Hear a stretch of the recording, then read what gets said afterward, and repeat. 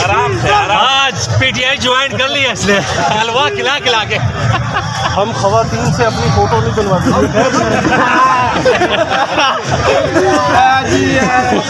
भाई। आप लॉन्ग मार्च में आए लेकिन अपनी पीटीआई ज्वाइन कर ली है। हाँ भाई अपनी जिम्मेदारी पर। और मरियम नवाज लंदन चली गई और ये बेचारा यहाँ पे। अभी 4 काले मरियम नवाज की।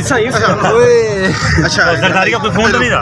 अभी इमरान खान साहब लिबर्टी चौक पहुंचे, इन्होंने लिबर्टी चौक का सारा विजिट किया, लेकिन एक हैरान कुन यहाँ पर एक मामला पेश आ गया। मौलाना फजलुर रहमान साहब लिबर्टी चौक में इमरान खान साहब के ये सब इंतजाम को देखने पहुंच गए। मेरे साथ एक पीटीआई के जनरल सेक्रेटरी भी मौजूद है, जनरल कौंसलर साहब मौजूद है, इनसे भी बात करते हैं और मौलाना साहब से बात करते हैं। अस्सलाम वालेकुम मौलाना साहब। वालेकुम अस्सलाम। मौलाना साहब, ये मैं क्या देख रहा हूँ, आप पीटीआई वालों के साथ बैठ चुके हैं।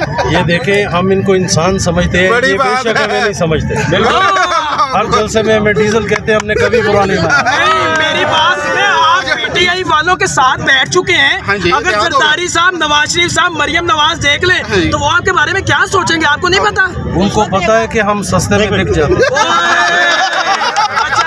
इन्होंने तोड़ा नहीं है, अंदर की बात बताता हूँ, इन्होंने हमें 10,000 रुपए दिए। मौलाना साहब, लॉन्ग मार्च का पहला गैर हतमी नतीजा आवाम ने नारे लगा दिए कि हो गया है कि मौलाना साहब चलकर खुद लिबर्टी चौक में आ गए हैं। क्या आपने क्या सोचकर आप यहाँ पर आए हैं? भाई मैंने तो पहले भी बताया, आपने पहले भी पूछा था, मैं अब भी बता रहा हूँ, आपका जज्बा देखने आया हूँ। आपका जज्बा ठुस है। आप कहते हैं कि यहाँ पर सारे पीटीआई वाले बैठे हुए हैं, आपको पता नहीं आधे से ज्यादा तो हमारी पार्टी के कारकुन। हम ऐसे इंतजामात पर लानत भेजते हैं, किसी ने पानी नहीं पूछे।